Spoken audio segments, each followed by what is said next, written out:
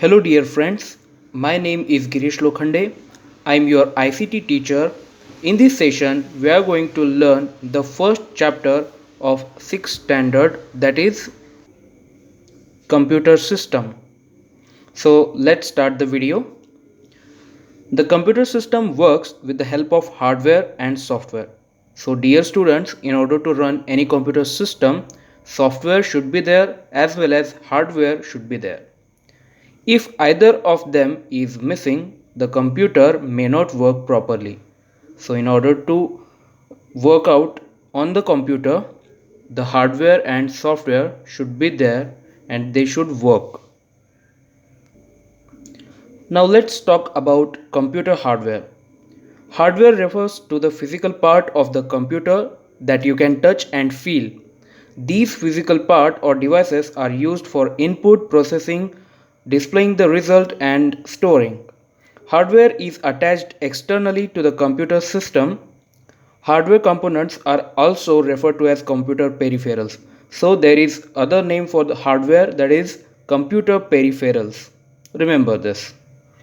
Now computer peripherals or hardwares are divided into three categories. Those are input peripherals, output peripherals and storage devices. So let's talk about input peripherals first. So in input peripheral, the first device is keyboard. A keyboard is primary and widely used input device. It is used to type text into the computer. It has letter keys, number keys and special keys. It can be connected to the CPU box through a cable or can be wireless. QWERTY is the most common and modern day keyboard layout.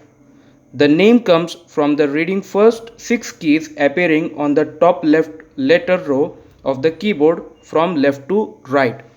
So students, you can see this is the upper row of the keyboard, QWERTY. So this keyboard type is called as QWERTY and it is widely used keyboard format.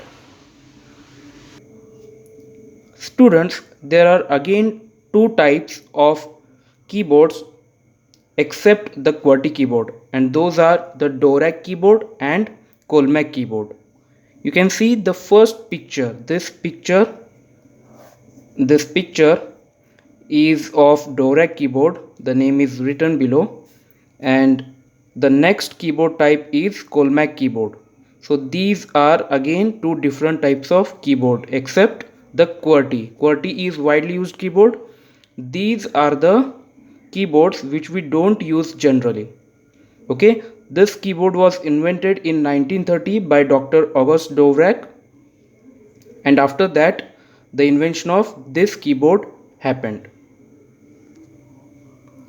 Now next input device is mouse. All of us know about mouse. A computer mouse is a pointing device as it helps to draw, color, play games and point to different things on computer. So you can use the mouse to draw the picture, to color the picture. You can also use the mouse to play the games and point different things on the computer. The arrow on the monitor is called as mouse pointer. It shows the movement of the mouse. So as soon as you hold the mouse and you move the mouse, the arrow in the computer, in the monitor, it also moves. It shows the movement of the mouse, and when you type, the shape of the arrow changes. Okay, a computer mouse can be ball mouse, optical mouse or a wireless mouse. Let us see these mouse in detail. Ball or mechanical mouse, it has a ball under it. When you move the mouse on the mouse pad, the ball also moves. This moves the mouse pointer on the screen.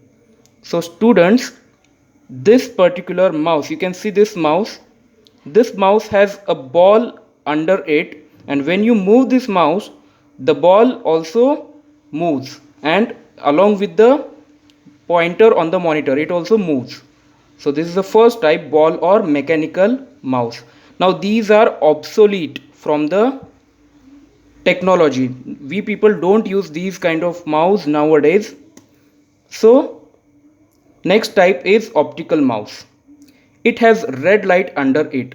It is commonly used these days, and the optical mouse is faster and smoother than the ball mouse.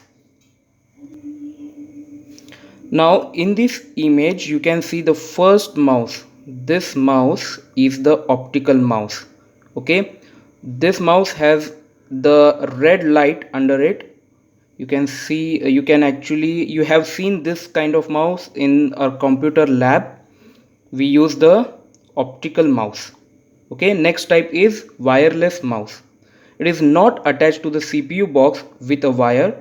It communicates with computer using signals. This is very important point.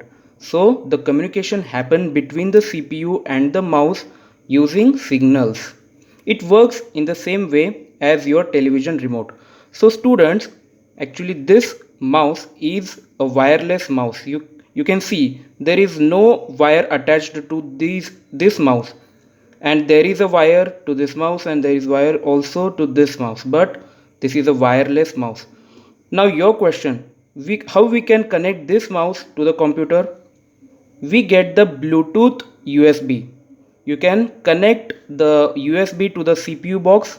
You can turn on the Bluetooth, and you can turn on the Bluetooth of this mouse also, and the communication happens using the Bluetooth signals. So remember, this mouse uses the Bluetooth technology. Now let's see what is trackball. A trackball is a pointing device. So student, this is also a pointing device, and it has ball on the top that can rotate freely. The difference between ball mouse and trackball is that in ball mouse there is a ball at the bottom, and in trackball there is a ball on the top. Okay, instead of moving the device like a mouse, you can roll the ball with your fingers to move the mouse pointer. So you can see in this trackball, here is the ball at the top. You can rotate this ball in order to move the pointer in the monitor. Hence it is also referred to as upside down mouse. Remember this point, the trackball is also called as upside down mouse. Next is touchpad. Touchpad is also an input device. Okay, touchpad is a touch sensitive pad that allows you to control the mouse pointer by making a motion with your finger. It also called a trackpad. Touchpads are common on laptop computers. They have two buttons which work like the left and right mouse buttons. So student, you can see this picture. On the laptop there is a touchpad. As soon as you put a finger and move your finger on the touchpad, the mouse pointer also moves. Fine. So next is touch screen. Touch screen recognizes touch within the display region as input. It is sensitive to pressure.